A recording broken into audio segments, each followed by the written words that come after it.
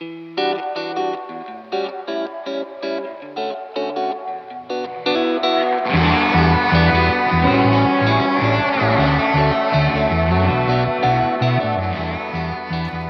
friends. Welcome to Bar of the Conference. I'm your host, Derek Scott III. I'm excited to share with you my conversation with Mighty Rasing. Mighty is, in my opinion, another one of the faces of the future of the United Methodist Church. He was born to United Methodist pastors in the Philippines, where he was nurtured and empowered and discerned his call to serve the church as a layperson. Through his work with Discipleship Ministries, he has built relationships with the United Methodists across our global connection. And he's developed a deep appreciation and understanding of the gifts and complexities, nuances, and commonalities of our global denomination. His wealth of knowledge and experience helps us understand who we are and where we might be heading in the years to come. I know my view of who we are has been expanded because of all that Mighty shared in this interview. And I'm excited about the possibilities of a global future for our denomination. So you know what to do. Grab that notebook, get that choice beverage ready, and let's settle in for this interview with Mighty Rasing.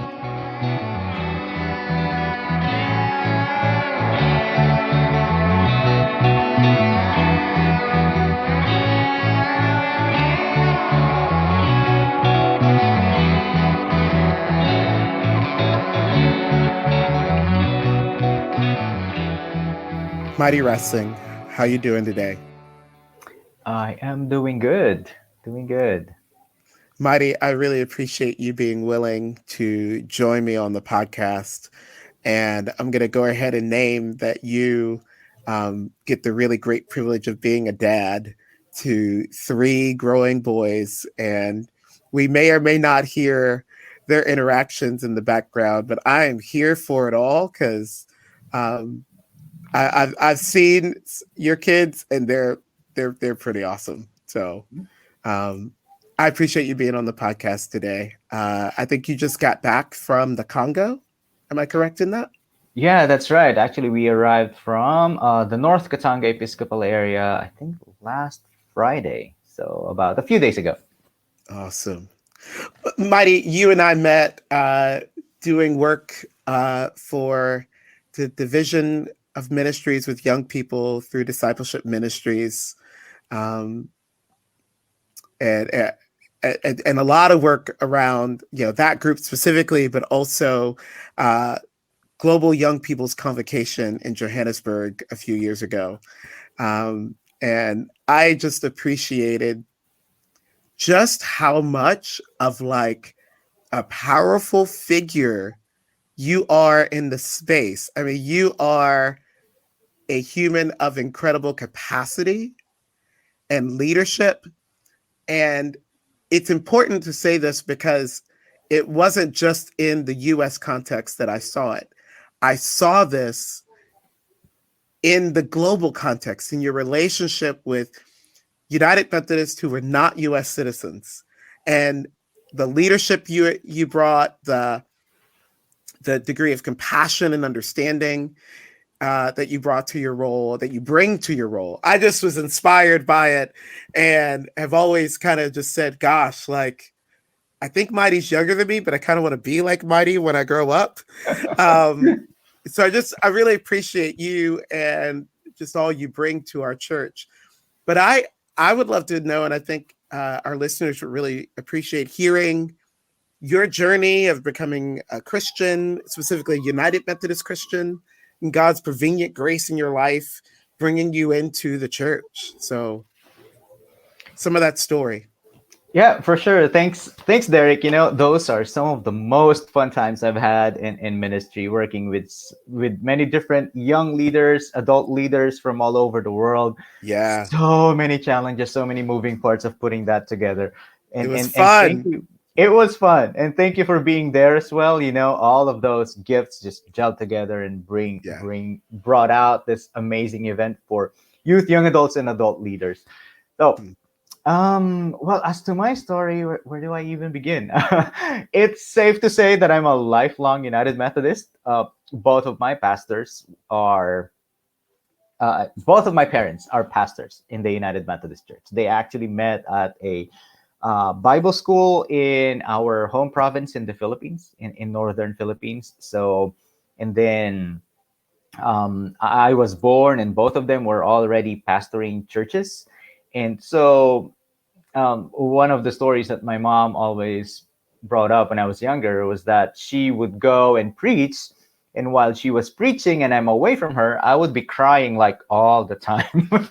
So I grew up around church people. I attended annual conferences at a very young age because my dad and my mom would just bring me and me and my sister. And then as I was growing up, did the whole age level ministries thing, children's ministries, youth ministries. But I would say that the one of the biggest influences in my faith development was the youth ministry in the church. The United Methodist Youth Fellowship in the Philippines is very strong in terms of faith development, faith formation, and leadership development.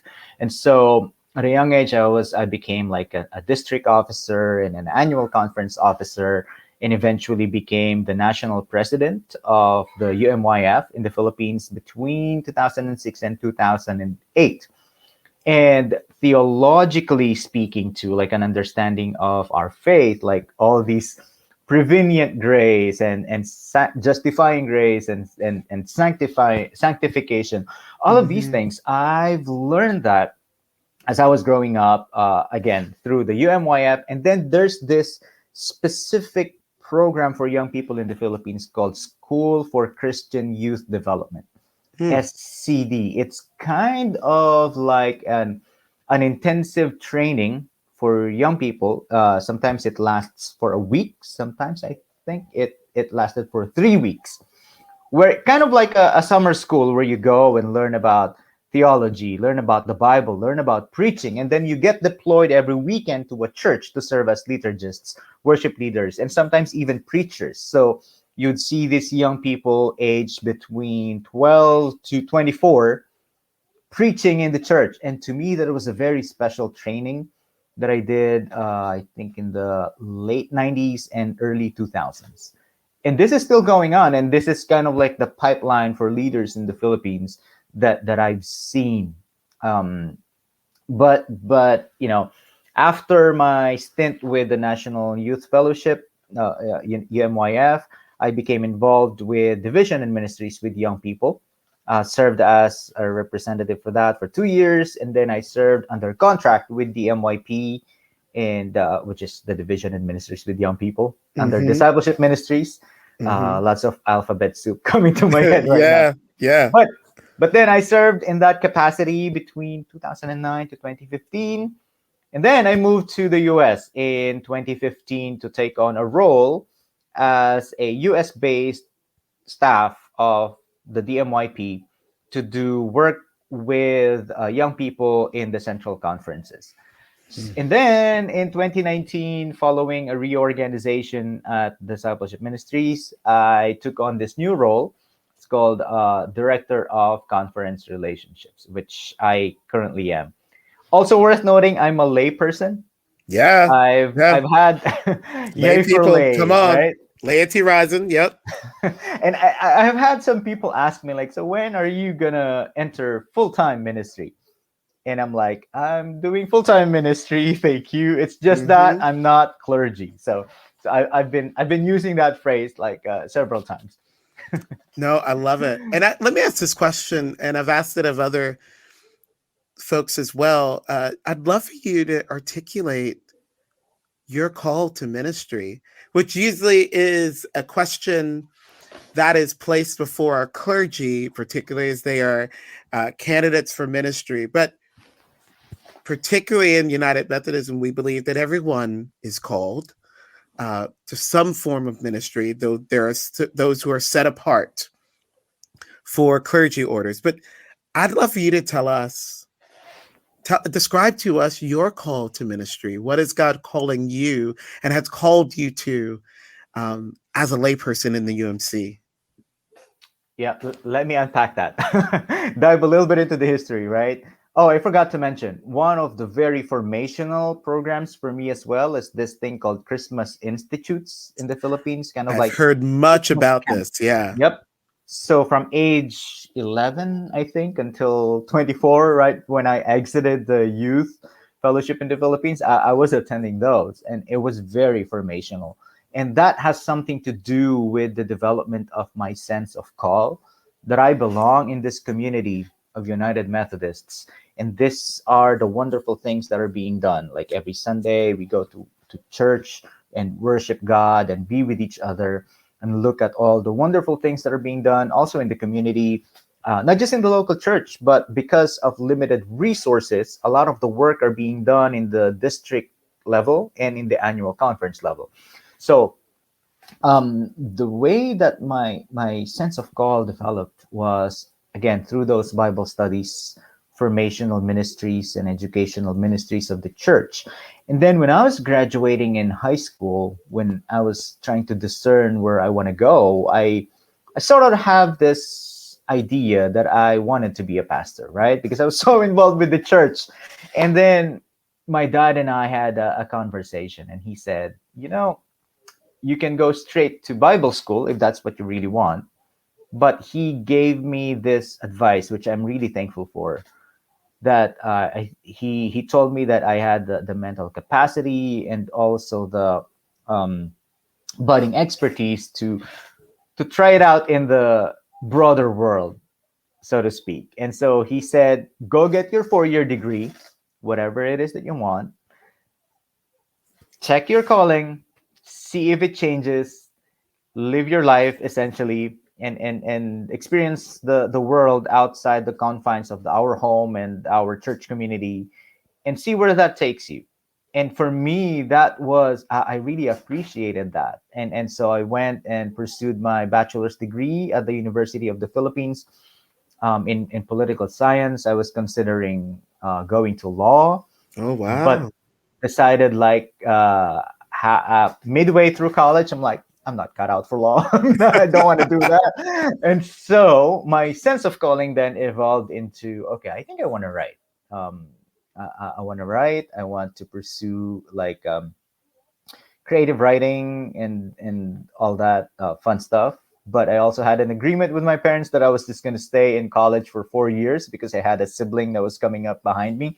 And then I graduated from college, went back to our province, got involved with the UMYF again after college, and that's when I went back into the to the ministry with youth and young adults. And then because of economic necessities, I went back to Manila. Oh, by the way, just to give some context, right? My home, when I say home province, that's about 300 kilometers, maybe about 250 miles away from Manila. And this was the pre-digital age, or rather the transition stage, right? So no widespread internet then. My first computer I've had when after college because we couldn't afford it initially. So and then I needed to go back to Manila to get a good paying job because it couldn't support me in our province. So get this, Derek. Speaking of calling and a sense of call and pursuing ministry, in 2006, when I was elected as the national president of the UMYF, I Hmm. was doing my corporate job that was also a little bit challenging in terms of, I was 24 years old. It Hmm. was I'd like to say that career was on the up and up because getting more responsibilities at work, and you'd like that when you're in your early 20s, right? For Yes, you do. promotions You and fun do. stuff. But then I also was torn between this. I really want to do ministry because this is something that's a big part of who I am and how I see myself in this world. And then things came to a head, and then I had to decide. So by December 2006, I resigned from my full time job to do volunteer work as the national UMY president. And Hmm. here's the thing. I recently had a girlfriend by that time. So she was paying for our dates initially. But she's my wife now, by the way. So it's all good. Mhm. So I think there was just that. I think that was like a turning point for me. Kind of like, do I want to Mm. pursue this corporate job? Do I want to pursue this ministry track? Do I want to keep both?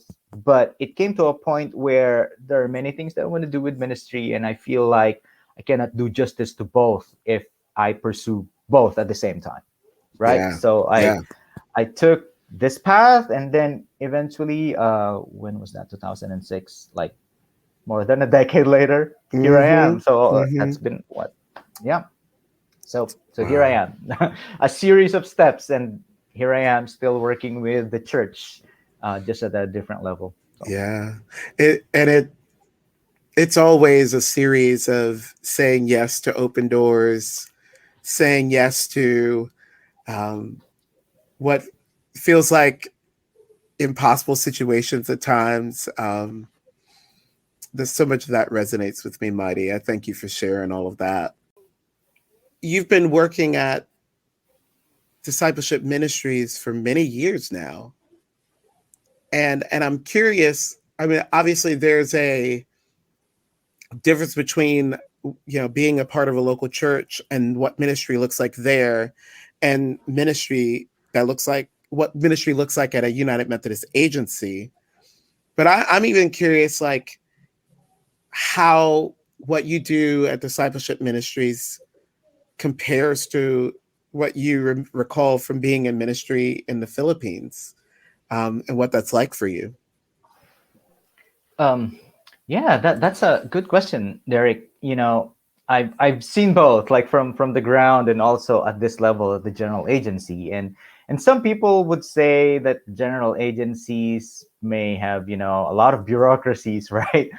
But from the ground, as a young adult leader back in the Philippines, I would say that the ministries being offered by the general agencies was a multiplier, if in the sense that there are some Mm. resources that are available, whether those are, say, print or online resources, and the grants particularly Mm-hmm. that support the ministries on the ground. Like when I was in the youth leadership in the national level in the Philippines, we we asked for a grant. I can't remember if it was the Discipleship Ministries or GBCS, Church and Society, where we hosted a songwriting competition where young people would write their own songs, and then we will record it professionally or semi-professionally, given the technology available to us back then.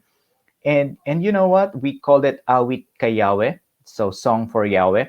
And since 2006, that that program is still going on to, I think, this day. I think they've released Wow. 6 albums now, maybe 7, and all original songs composed and written by United Methodist young people in the Philippines. Mm.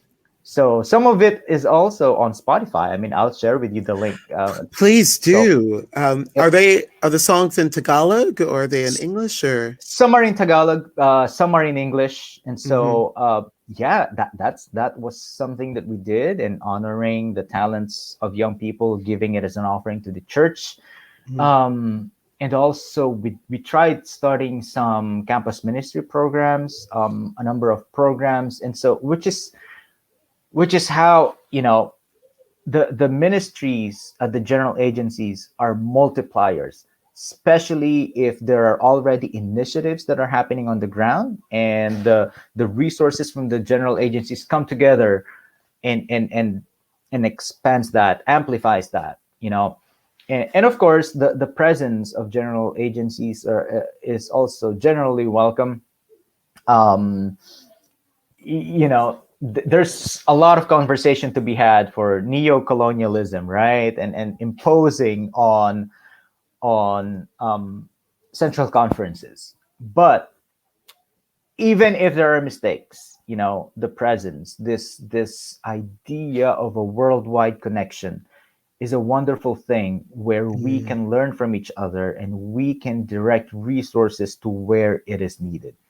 yeah. So um, now going back now on the general agency level as well, it's to see that we I think that for maybe at least the past decade, there's been a growing sense of we need to be more contextual and not just forklift a resource from the US, translate it into a local language, whether that's Tagalog, whether that's Vietnamese or Mongolian, but rather ask some questions that is this applicable in this setting? What are the metaphors, idioms, practices that do not translate, and how would you implement that in a contextual setting? And and I think that's been a very welcome conversation to be had, because um, there are stories where harm can be done when concepts and practices are forklifted from one context to another without mediating and understanding how the culture works in a particular region. Yeah. So, and I'm really glad that that conversation is happening. We don't get it perfectly. We we still make mistakes for Hmm. sure. But I think that having that conversation, having that sensitivity, has been rising, and I think it's a welcome development in our worldwide connection. Yeah. I love it that you just said one of the things that the agency has done has been you said the way you said it, it's been a ministry multiplier on the ground outside of the United States. And a lot of people actually don't know, why we have agencies. Mm. They don't. We could list them all right now. We're not going to do that, but we could list them. But they don't. They would be surprised that there's a general board of discipleship. That there is a general board of higher education and ministry. Like, and so not even knowing that the agencies exist, there's sometimes a lack of awareness of what they do. So, in addition to being a ministry multiplier, what has been the work from your perspective of agencies and its impact um, on the ground in the church that's outside the United States? Mhm. So yeah, let's see where this conversation takes us, right? um, and of course, I would also just like to say, although I work with Discipleship Ministries, I would like to say that I'm sharing this from my perspective as a central conference person working in a general agency, and should not be construed as officially coming from Discipleship Ministries. So Mighty is speaking for mighty. Yes. yes, that's Yes. right. So I just Yes. wanted to make sure that that's out there. Yeah. That question, Derek, is really relevant, because just about 2 weeks ago from when we're having this conversation, a team of us went to DR Congo, particularly in the North Katanga region, and we saw some of the realities on the ground. And when and sometimes we do have a lot of mixed feelings when we provide some resources, or let's just say money as well, to central conference ministries, right? Hmm. Because it gets complicated. Yeah. Yeah. It gets complicated, and I recognize that Hmm. there could be issues there of, say, reporting, accountability, and evaluation. Is this the most effective way of deploying resources and things like that, right? But one of the things that was helpful for me when we went and visited was the reality on the ground is really very different. You see the lack of infrastructure. The road system is not existent. We needed to fly by plane to reach the cities on time. And so you also see that the economic situation is very different. The churches are, there's a church, but you also see that in terms of the needs of the people, you could see a lot of needs in the community. And so in when we talk about the role of the agencies, I said that it's a multiplier, but in some cases, and again, especially if it's done in collaboration, with the locals is that they can jumpstart movements, they can jumpstart possibilities. And the way that this happened was we were talking with Bishop Monday Muyombo from North Katanga, and we were talking about ministry models. How does the church in the Congo plan churches? How do they approach church, right? And the way that he said was that the church is not just for the spiritual feeding of the people, but rather he showed us like in a church there is a well beside it, right? Water, providing water, which is an important component of a community, clean water. And then he said right near the water, the water well, is you see a school. There is a school, and there is a partnership between the church and the government to help provide educational services. And in some cases, in addition, there is also a clinic, right? So you see this holistic approach where it's not just spiritual feeding, which sometimes we can get caught up with this, the divide between the sacred and the profane, the mundane and the spiritual, but here, because the community needs so much, the church becomes like um, a like also a center of activity within the community, where life happens in many different ways. Yeah. So which is to say that general agencies support these kinds of ministries to happen. When there's disaster that happens, the United Methodist Committee on Relief is there. The General Board of Global Ministries is also supporting missionaries on the ground. And let me also just say this, kudos to GBGM for this slogan, from everywhere to everywhere. And that's the General Board of Global Global Ministries. Yes. Yeah. So when we think of missionaries, and I say this from the Central Conference, right? It's no longer just white people going everywhere. It's from everywhere to everywhere. So you see brown people going to different places, also doing ministry work. You see Africans going to different places doing ministry work. And so it's a wonderful affirmation of our worldwide connection. And when we learn from each other, I think that's where we do best as a church. And the ministry models are not just in the US. It happens like everywhere. so that I think that's a wonderful affirmation, really, of how church happens in many different contexts, many different places. And that's also informing my work at the Discipleship Ministries, where you see what models can we discover and what we can share, right? And especially now in the age of diaspora, where there's a Zimbabwe congregation in the Middle East, there's a Filipino congregation in the Middle East, a Filipino congregation in Canada, Zimbabwean congregation in Canada, or in the UK. Yeah. So it's this, we're moving to a new set of reality. We don't know for sure what that looks like, but this set of reality is becoming, it's diffusing, it's here. Yeah. So right before the pandemic hit and closed down everything, I had the opportunity to sit down with the mission roundtable organized by Global Ministries. And I had an opportunity to have a conversation with pastors in Vietnam. We do have a church in Vietnam, a mission initiative under Global Ministries. Also in Cambodia, of course, which is a partnership between the Korean Methodist Church, the Singapore Methodist Church, and the United Methodist Church.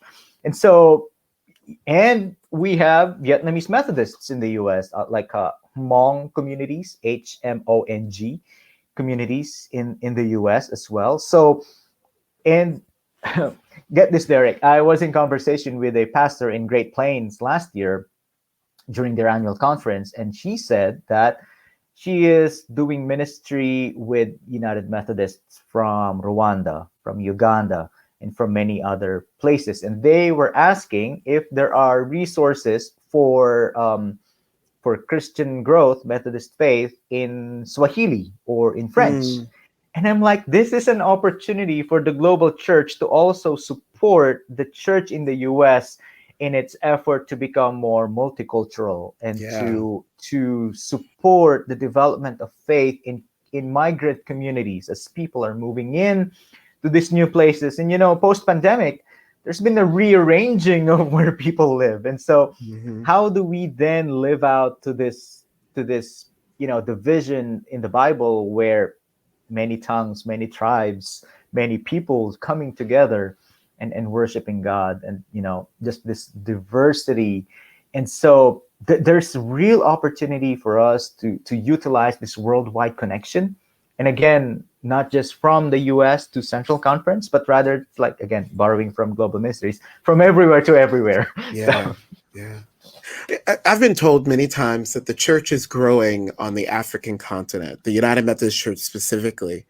And I think you've gotten to see some of that. What has been uh, important for you as you've engaged, particularly with the United Methodists on that continent, and maybe even what we might learn from them here in the U.S.?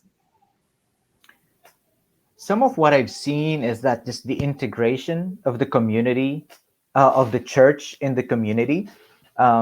Several things that I'm just going to share is that the choirs in Africa are telling stories from the Bible in their songs that they composed, right? So Mm, when I mm, was in a worship service in I think in Camina, they were sharing in their song.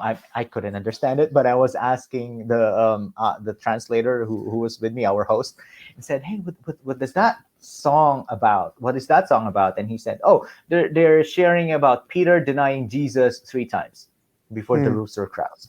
And then what's that song all about? It's about Gideon choosing the 300 members of his army before setting out. And I'm like, oh my goodness, that's oral tradition at work. And in places where literacy is not as it is, say, in many other places, right? Because people are Mhm. not reading.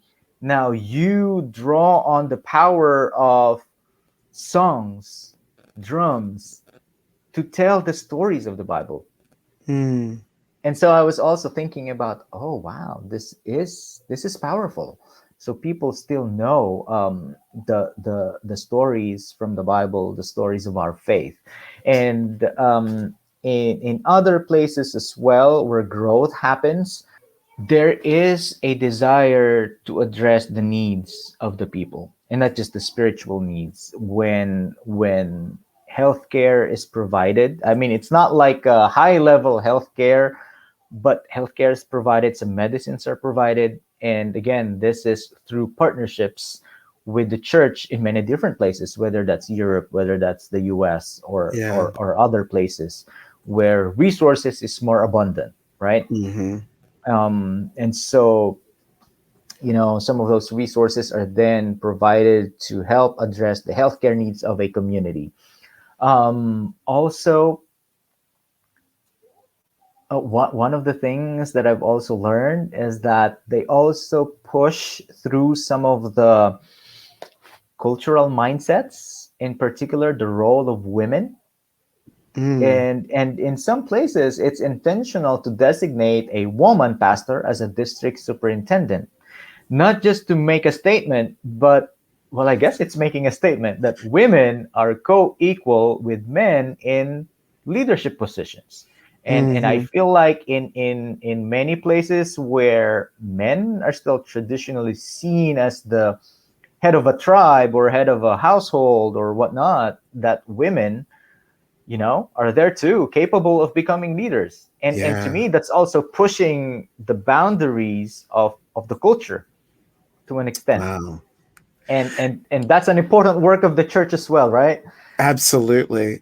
Mighty, I don't want to cut you off if you've got more to say, but I just want to insert here the few times that I've been to Africa, Zimbabwe a couple of times, South Africa a couple of times, Angola once. Um, I've only met female district superintendents. Now I've not been across the entire continent. Definitely Right. didn't even experience the entirety of these countries, right? But I've only met female district superintendents That's on the wonderful. ground in Africa. And Anything else you want to share with us around just the yeah, church in Africa and what they're doing? and the church in Africa, and of course, it's not a monolith, right? There's also many different dynamics within Africa itself, Right, right. languages and cultural dynamics and all that. But I think that in general, because of the testimony of the church in the community and addressing some of the needs of the people in the community, is that the church is seen as a partner, not just something that comes and preaches and needing to save you after you die. I mean, Mm, for some, that's a theology that they embrace. But I think that being relevant to people's lives in the here and now, as well as in the afterlife, is also a testimony that the church is doing in mm, those places. And that's also true for Europe and the Philippines, right? And in Southeast hmm. Asia, where, for example, the church in Europe is also ministering with migrants and communities, and also looking at what are the needs of the communities and how can we partner in being church. So Yeah. Can you tell us a little bit more about the church in Southeast Asia? Because it's new to me, um, and I'd love to just hear a little bit more of where we are, who we're partnered with, what's happening on the ground there. sure. In the last general conference, which I can't remember now, maybe was it 2016 2016? was Oh probably my when we gosh, did it. Yes, yes. it's been too long. It's been a bit. There was an action to create a provisional central conference in Southeast Asia and Mongolia. I don't really know what the update is on that, whether it's going to continue as a provisional central conference or a central conference in the future. But we do have several countries there, in addition to the Philippines, where we have a presence as United Methodists. So that's Mongolia, Cambodia, and Vietnam. I think those are the countries at the top of my head. Wow. But it's also growing. A lot of those tend to have a lot of young people because the Mm, population in general is young. hmm. I have had an opportunity to visit Mongolia, Cambodia, and Vietnam, like in the 2017, I believe.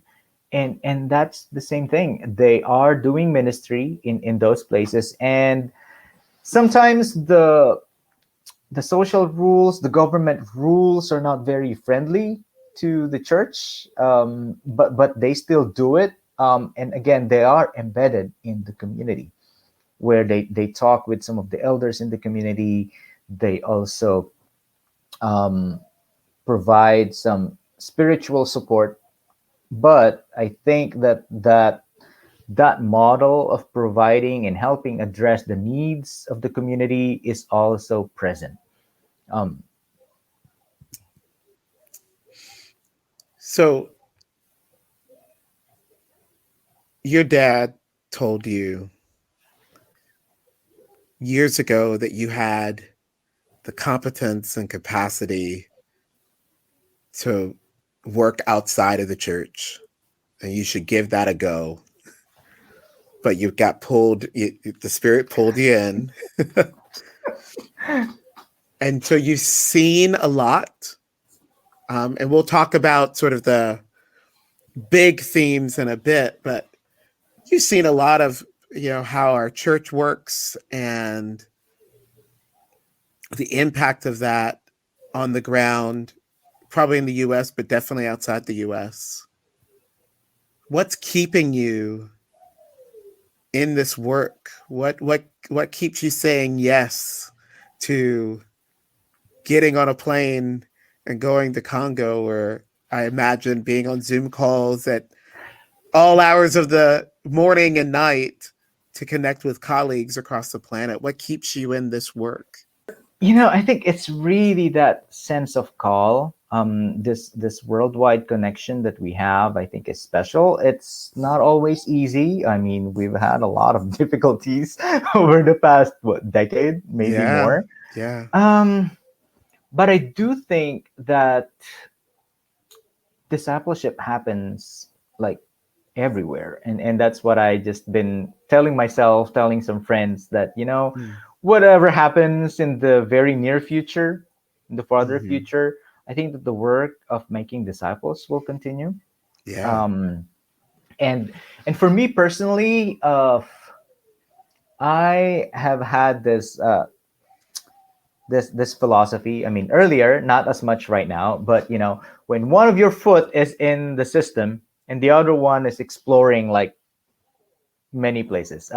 Some of my colleagues, some of my friends know that I have like a lot of varied interests. Yeah. I do dabble a little bit in literature. I do dabble a little bit in technology and communications and things like that. That's not strictly within my area of responsibility, right?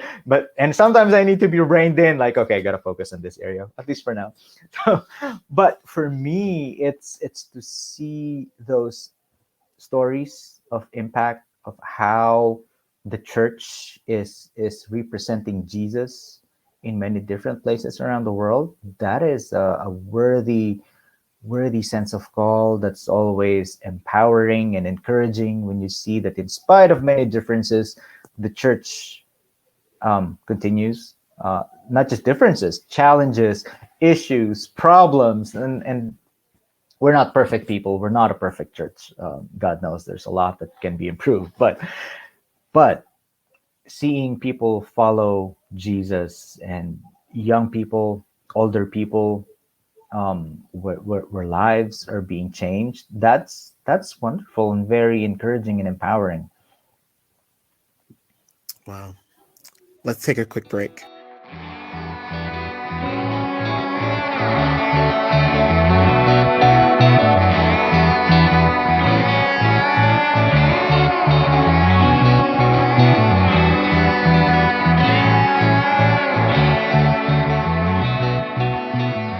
Mighty, I've appreciated you talking about just the parts of our church, kind of global, all over the place. Um, I'm jealous of how many plane flights you probably have, and your medallion status on Delta. I'm jealous, I'm sure. Um, but home, in many ways, is the Philippines. That's the space that nurtured you, um, and raised you. What what's church been like? What is the life of the church in the Philippines? And what's on your heart? What are the things that stick in your mind as you think about the church in your homeland? Um, so many things, Derek. I think that I guess I would just raise some challenges as well in the church in the Philippines, in the sense that we've been having some struggles when it comes to members going to other um, non-denominational churches, usually, specifically in the Hmm. cities, right? Hmm. And so this got me thinking, because I did have conversations before moving to the US with some friends who decided to go to a different church, non-denominational, usually ending in CF, like Christian Fellowship. Just put Mm-hmm. something before that, Mm-hmm. and they had a myriad of reasons, right? And sometimes I've been asking, like, is it the ministry model? Is it the set of doctrines that they perceive is there? Is it, you know, is it because they adhere more to that? Is it because it's more welcoming? But part of my thinking process is that, as cities urbanize and some of the places in the provinces also urbanize, these mega churches, non-denominationals, tend to be very strategic in targeting people in those places, and so they Hmm. and that's a ministry model that they have arrived at, and Mm-hmm. so made me wonder about our ministry models as well as UMC, because Hmm. we do, and again, this is my personal observation, Yeah. we tend to be good in places where there's rural, I think more rural areas where there are some, let's just say, humanitarian needs. And I also remember a former bishop who said that um, in a meeting in like an urbanizing area in the province, and somebody from a church, not UMC, said, "Oh, the poor people, the people who are, don't have a lot of money. Oh, let them go to the UMC. Let's target the middle class and the upper middle class people in the community." And then the bishop said, "If that is what God is sending us, is called us to, then that's who we will be in ministry with." Mm. And for me, that's also an affirmation of the call that we are to go to, to people who are in need, to people who are maybe considered the least of this in the community. Um, and that's an affirmation. But also at the same time, part of me was thinking like, well, the rich people also need Jesus.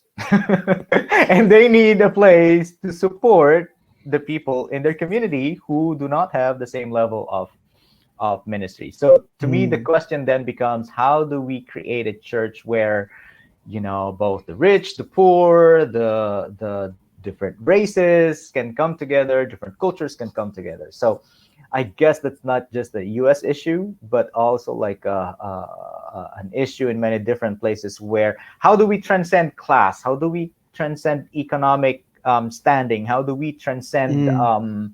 wealth so that we can bring people together and be a community of faith, right? So, Wow. with that said, I've said a lot, but No, my this is really really helpful. a lot of my hope for the UMC in the Philippines, and I would say worldwide, is that so we continue to do the work of discipleship, right? Develop leaders among the youth and older people as well. And again, new realities are coming to us, dawning. Maybe it's here already. I've mentioned something, the diaspora. Currently, about 10 to 12% of Filipinos are migrants in many Hmm. different places. Hmm. And the same is true for African countries, Southeast Asian Hmm. countries. And so this is one of those areas of ministries that maybe the Filipino church can offer to the rest of the connection. Yeah.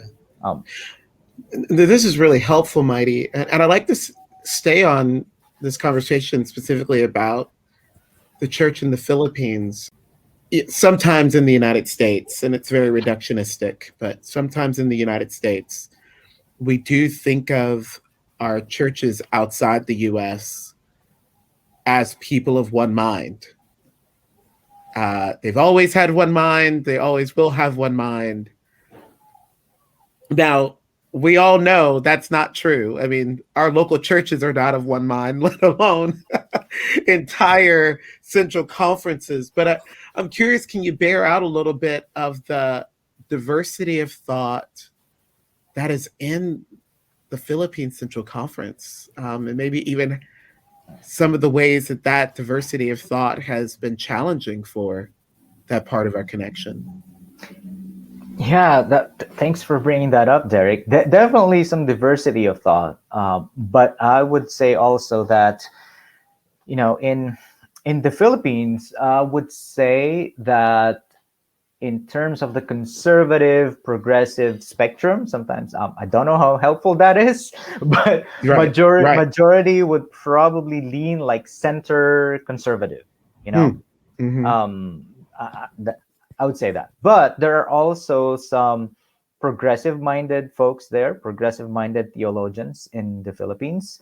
And I've been thinking about this as well in terms of the development of the culture of a particular country, particular place, where questions about, gender orientation and identity are going to be put in, those questions are going to be put before the community. Yeah. right? Yeah. And that's something I've been struggling with in this whole worldwide conversation about, many people would say, oh, the LGBTQ, oh, it's a US issue. Hmm. And I would say that to some degree that is true, because in terms of where the US is culturally, contextually, that question has really risen to the foreground, right? Right. Right. I can't say the same for Africa. Maybe at some point that question will be put before those societies, those communities within Africa. And that question is also, to a certain extent, being put now to the Philippine setting, because of there's been a bill there called SOGI bill. I can't remember the SO, but something about gender identity, and sexual orientation and gender identity bill. And so the Hmm. church as a community is also wrestling with that. And as expected, the majority of the voices are conservatives, right? Right.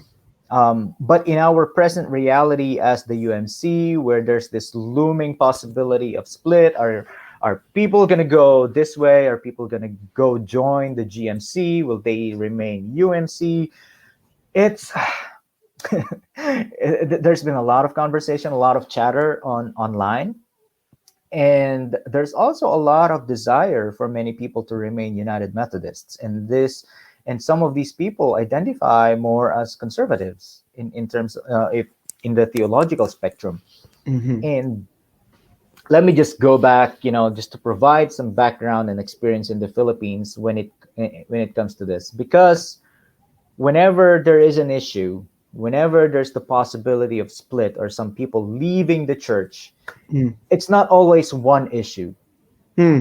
It's Hmm. always compounded by issues of personality clashes, um, some other issues, leadership, Yeah. political dynamics, cultural dynamics. All of those are put on top of whatever existing issues there are, right? That's a universal truth. Yes. Yes. And I'm saying that because in the 2010s, the church in the Philippines have had experienced, a split, right? It's Hmm. not. I'm not gonna say it was a major split, but also that there were, again, I don't have the numbers, but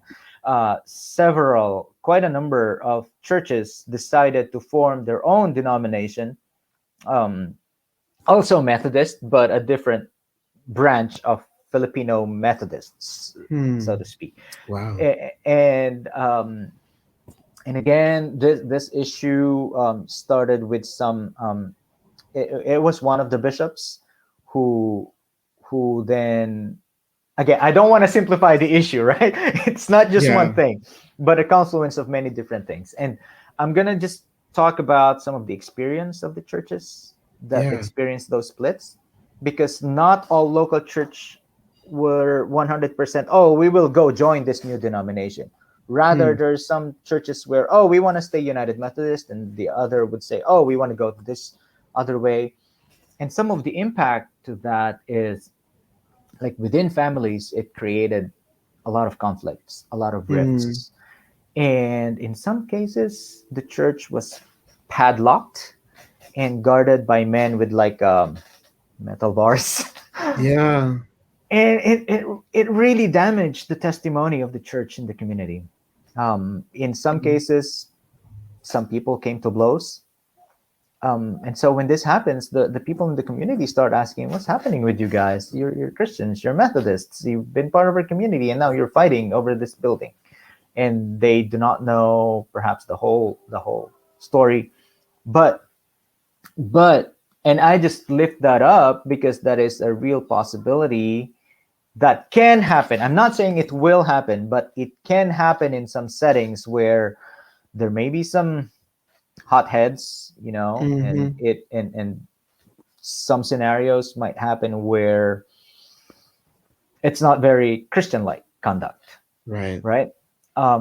And in some cases, some of those who left the UMC came back, Hmm. whether it's the congregation or some pastors came back to the UMC. Um, but one thing is for sure: any type of split, any type of schism, is a painful process. Right. and it hurt the testimony of the church in the community. That's what happened then. The other thing that I want to bring up is that in the past, I'm old enough to remember that at some point in our history in the Philippine UMC, is that um, there used to be a strong movement towards autonomy, where we become our own Philippine Methodist Church, something like that. Similar to Korean Methodist Church, that has a relationship with the UMC, but not like in a direct way that we have right now. We almost had it actually, I think in 1972, but there was a technicality that prevented us from having that. And so, but now I'm not sure if the autonomy movement is as strong as it was. Some people are trying to revive the conversation, but I'm not sure if they're gaining traction. Um, but I think that at the root of the desire for autonomy is two things. Um, some folks were saying that the General Conference tended to talk too much about US issues.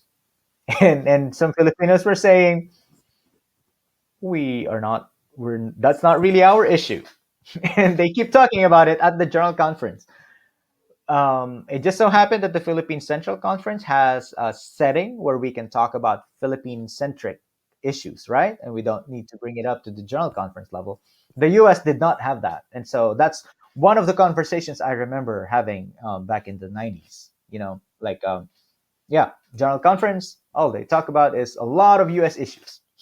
so, so that's one.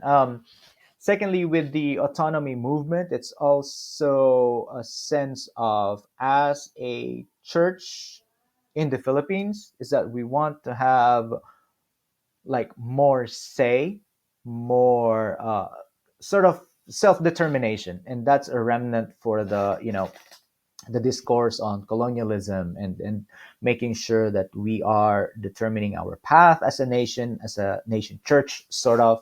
So those are some of the dynamics that has informed that movement in the past. And again, I'm not representing the full gamut of the conversation and desire for autonomy, but some those two topics, issues, are some of what I remember from my younger days as a United Methodist in the Philippines. Based on what you said, many, though not all, but many United Methodists in the Philippines would be center right individuals. And again, these labels really don't work. Yeah, They don't just I not work agree. in the Philippines. Like, they don't really work. But it's what we're working with. So um, what was your sense of the impact of the passing of the traditional plan at the special session of 2019 across our global connection? And specifically, here's what I'd love. What maybe did we in the US not hear? We heard a lot of things in the US after the special session. Most of that was US perspective on the spectrum, but what did we not hear that was happening around our connection outside the US when the traditional plan passed? I think that personally, some of my takeaways from the 2019 is that, yeah, a lot of folks in the central conferences are really traditional when it comes to their um, theology, right, and values. And I think that I'm also just going to name that because the General Conference is a political process, technically, is that political tactics are also used sometimes. Mm-hmm. Mm-hmm. Yeah, there's Yeah. that. And I think this is recognition that the church is in different places theologically and socially, culturally. And for some, it's also the lament that, it has come to this after decades of talking with, and then just reinforcing the traditional view of marriage and view on sexuality, right? So I I think that for many in the central conferences saw that as standing up for biblical truth, right? Because that's the traditionalist view. And Mm-hmm. many of them Mm-hmm. are traditionalists, really. There are some who are who wanted to advocate for a more center of the road approach, sort of Mm-hmm. the more tight, traditional plan. But I think that so after the General Conference in 2019, it's really this recognition that many people, many churches in the Central Conferences are traditionalists and conservative, sometimes very conservative in their view, Mm-hmm. and that which partly led to the passing of the traditional plan at Mm-hmm. General Conference. And I know that can be hurtful for some of those in the progressive side of the spectrum. Mm-hmm. Um, Mm-hmm. but my thinking was that one thing I've said earlier is that the question is put usually at an opportune time, right? But Mm-hmm. in terms of the development of societies, development of the church, development of culture, I just think that the question is imposed at that time to everyone equally. And that's just the way that our general conference works. And as I've also said, that the decision making, the conversations, a lot of the issues are also US based. But to make things a little bit more complicated is that now you don't want the US to have their own setting to talk through some of those US based issues because maybe the outcome would be different. I don't know. Mm-hmm. But I'm talking about process. I'm talking about the dynamics of cultures and Right. and and churches. Mm-hmm. And right now, or at least in 2019, that is where the churches in the central conferences are theologically. Mm-hmm. And Mm-hmm. add to that some political processes on the side, on the back, on the front, Yeah. Yeah. everywhere, organizing happening for Mm-hmm. all sides, I would say. Mm-hmm. But here is maybe a paradox for some, Hmm. that even traditionalist folks would want to remain United Methodist, even say beyond 2024, whatever happens to the decision making in 2024. And it may be a paradox, right? Because some people are saying that post 2024 the church is going to become more liberal, but people are saying we are traditionalist and we are United Methodist Church. And I think that that is going to be part of the challenge, is can we live together, can we be in a table together even though we have different views on specific topics, including LGBTQ matters. Yeah. I think that's a very big question that is going to be put to the whole church in 2024 and beyond. Mm-hmm. And and again, this is what I'm wrestling with. I do not have all the answer, but again, the question of timing for the LGBTQ matters and other matters Mm-hmm. for specific contexts for the church, because right now the LGBTQ question is really very important for the church in the US. Mm-hmm. Um, I cannot say the same for other places, Hmm. I think. Mm-hmm. But because of our structure, then they also need to answer that question now. But this is what I am wrestling with, and again, I do not have the answer, but that is what I've been wrestling with, and Yeah. the general conference being the general conference in the way that it has been over the past 50 years, 70 years, for however long we've been meeting at the general conference, Mm-hmm. is that as you've said, the general conference, for better or not, is a political process, a democratic process, a voting process, and Mm-hmm. and and that brings out like combativeness in many different people. This is my position. That's your position. We gotta. Yeah. I don't know, Derek. I wrestle with many things, but I guess I'm just gonna bring this up. in a sense, I like this quote from Rilke, the poet. Mm. Like, be patient toward all that is unsolved in your heart and try to love the questions themselves. Oh. I really like that quote because um, I don't need to have everything resolved in my head and my heart. I'm willing to live Mm. into the questions. That's a different place sometimes, but I don't mind being in the questions. Mm. Almighty, that's so good. As we get closer to General Conference 24, we're about a year out now from the time of this recording. What do you think your work's going to look like um, over the next year? What do you think you'll have your hands in uh, as we're getting closer to that space? Uh, Derek, it's sometimes I wish that this prospect of splintering, whatever term is appropriate, didn't happen, but it is happening. It's a reality that we need to contend with. It's gonna look differently in the US, in the Philippines, in Africa, in Europe. I know, for example, that in the Philippines, that there are some churches who have already joined the GMC. In Africa, I've heard some reports of some individuals and some churches joining the GMC. Um, I've also heard of some people deciding to go independent, right? Or to leave the church altogether and not bother with our conversations. But I think that I guess I'm gonna go to the metaphor of a family, that sometimes some members of the family move out and go their own way, never to be heard from again.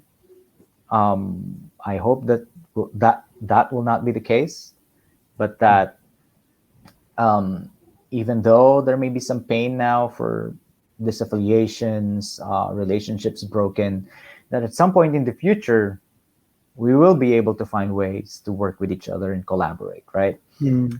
That's a big hope for me.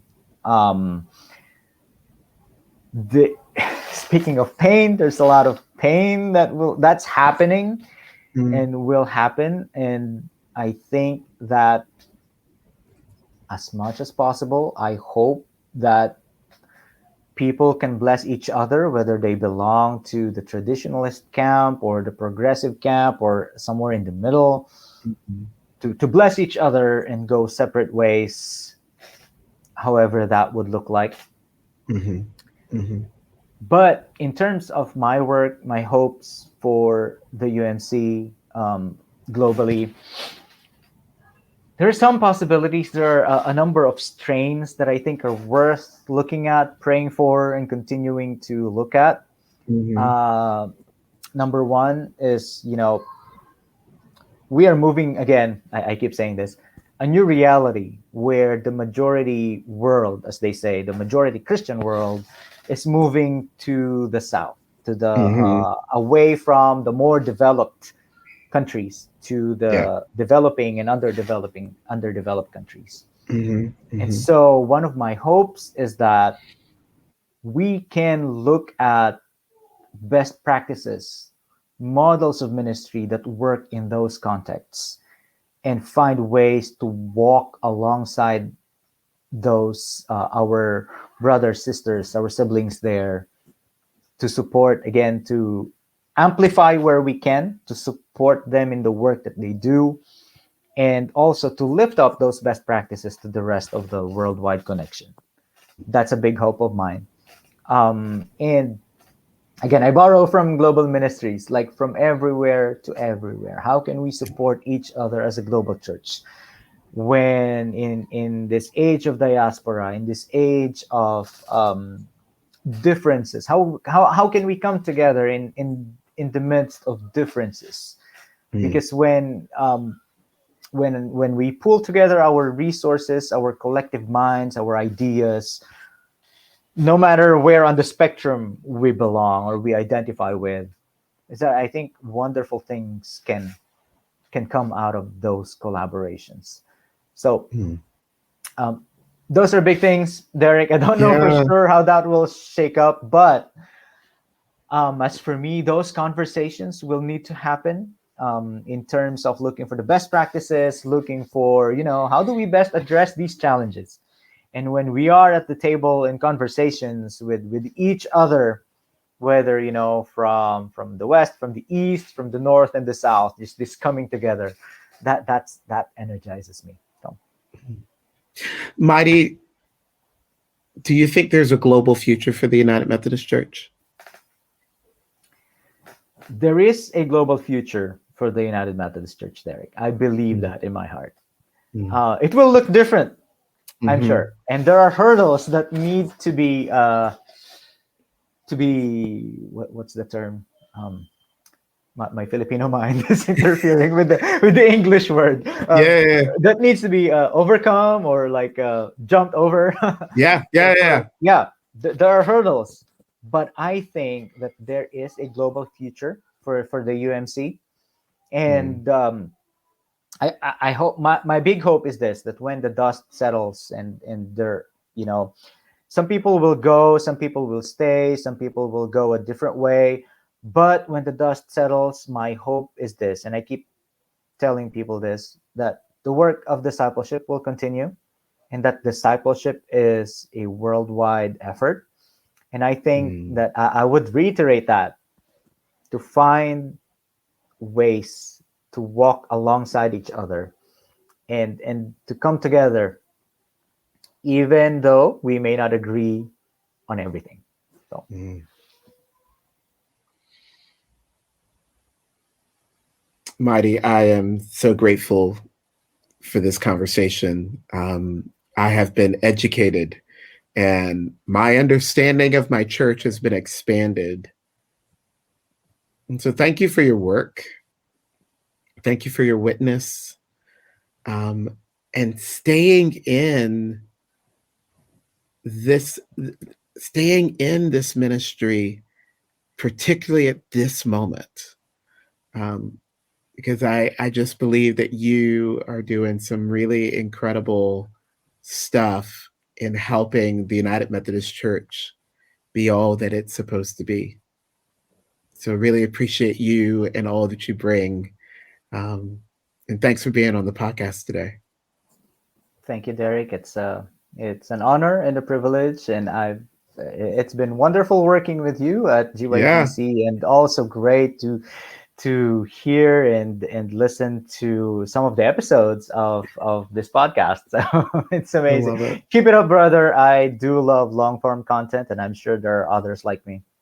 Love it. Thanks so much, Mighty. Thanks, Derek. We hope you enjoyed the episode. Bar of the Conference is produced by the team at Wesley's Revival, a ministry of Studio Wesley. Subscribe to this show on Apple, Spotify, Amazon, or Google platforms so you don't miss a single episode. Thanks for joining us, and see you next time.